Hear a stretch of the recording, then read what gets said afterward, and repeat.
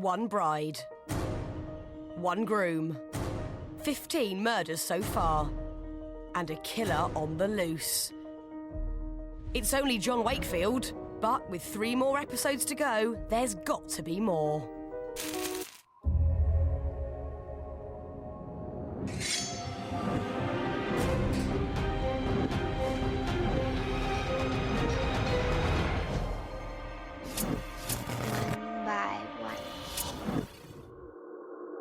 Desolate, gloomy, and menacing.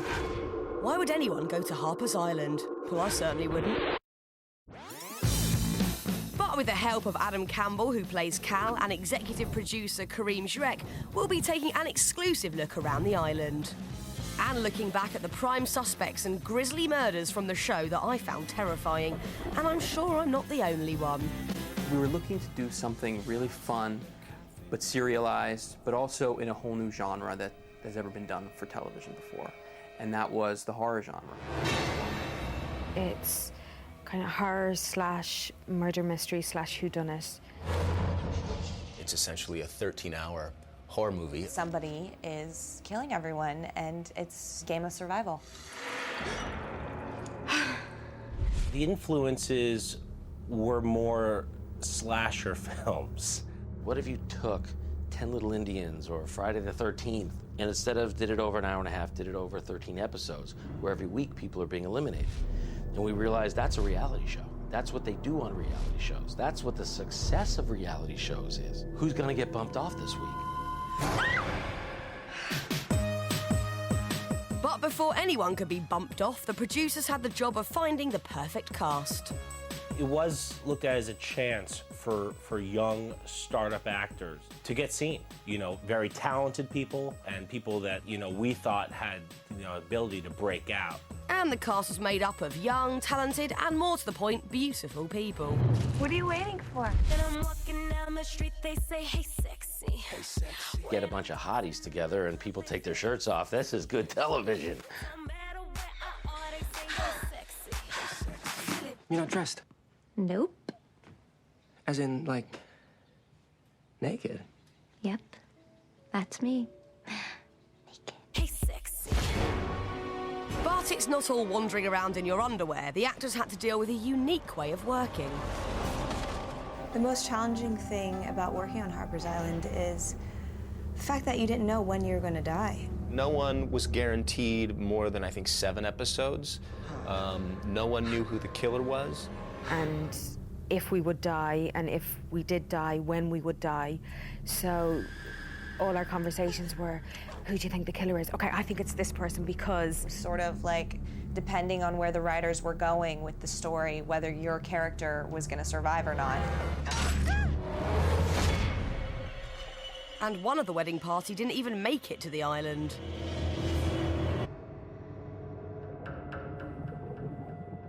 We wanted to just hit everyone with first beat in the teaser. Let's just do a crazy death. Just so people know immediately what the show's about. We had a previous death of Cousin Ben in the script. And we were all sitting around talking about the show saying, this is boring. We need to get psycho here. We need to tap into our own craziness and find deaths. You need stuff where, like, a guy is tied to a propeller, and as soon as the boat starts, you know it's gonna chop him up. And then and I went on, and I was just, like, by way of example, and everyone's in the room going, that's disgusting and awesome. Let's do it. I'm like, oh, okay, let's put that in. We had such a good time in that writer's room. Such a good time figuring out crazy ways to kill people. We're paid professionals. It's our job to come up with fun ways to kill people. And if you thought that was sick, then think again. Harry Hamlin of LA Law fame was the big star, but the writers of Harper's Island had other ideas. We also wanted to get across the idea that we would kill anyone. So Uncle Marty was kind of our, Harry Hamlin was the name that people might recognize and say, oh, I know that guy, you know. For the entire week, it's gonna be Uncle Marty for everyone! Ole! Ole! And they wouldn't kill him, and we wanted to prop him up as almost like, you know, he's the star of the show, and then we would kill him.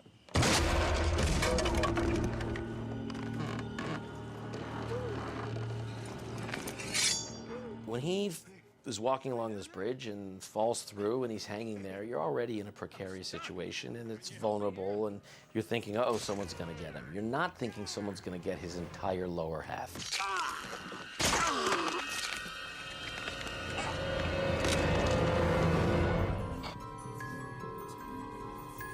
Yes, Harper's Island is a pretty scary place, but you won't find it anywhere near Seattle as the show would have you believe. Instead, the cast and crew travelled to Canada, to Bowen Island.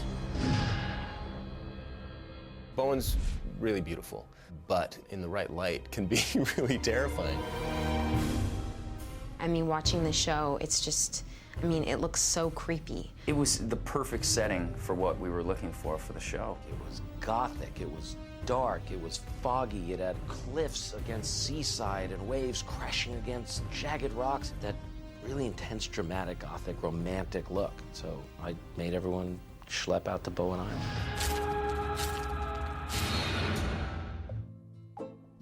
And Adam Campbell and Karim were only too pleased to show us around. Part of our ritual while shooting in Vancouver is to travel to Bowen Island.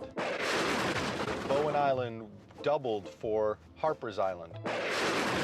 Well, what we didn't know is the preparation that it took to get to and from Bowen Island. Okay, we get it. You're going to Bowen Island.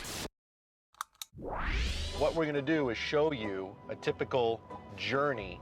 And we're doing this bleary-eyed with morning breath, like we did every day. That's correct.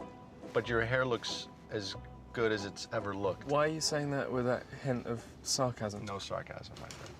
It's too early for that.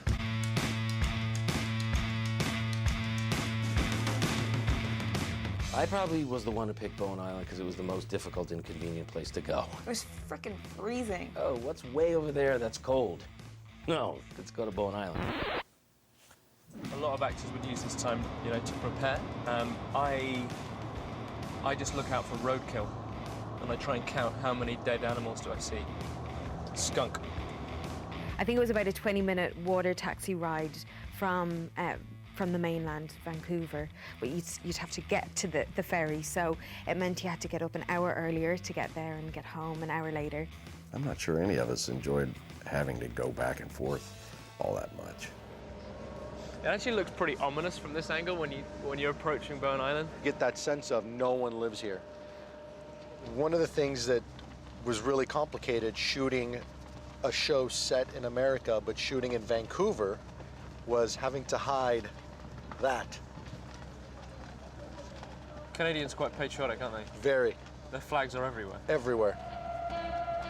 But even more terrifying than 1,000 Canadian flags, Bowen Island is home to one of the most horrifying sights ever known to man. A tree. Not just any old tree, the hanging tree.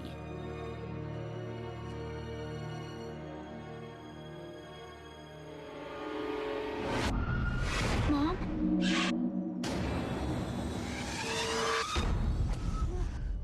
That is terrifying.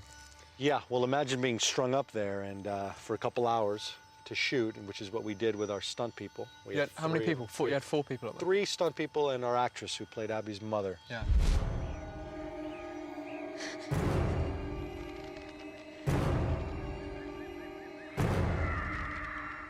Am I right that you couldn't shoot on this bit as well, because this was all private property, right? It is all private property, but unfortunately it was the only way we could shoot in this direction of the tree, because what you don't see is directly in front of us is the Bowen Island golf course, which caused tremendous headaches for us. As you can imagine, how many golf balls would come into this direction straight at the tree, and sort of working out everyone's schedules to be able to shoot here. But it kind of breaks the illusion of horror, doesn't it? Movie magic, my friend. Yeah. Movie magic.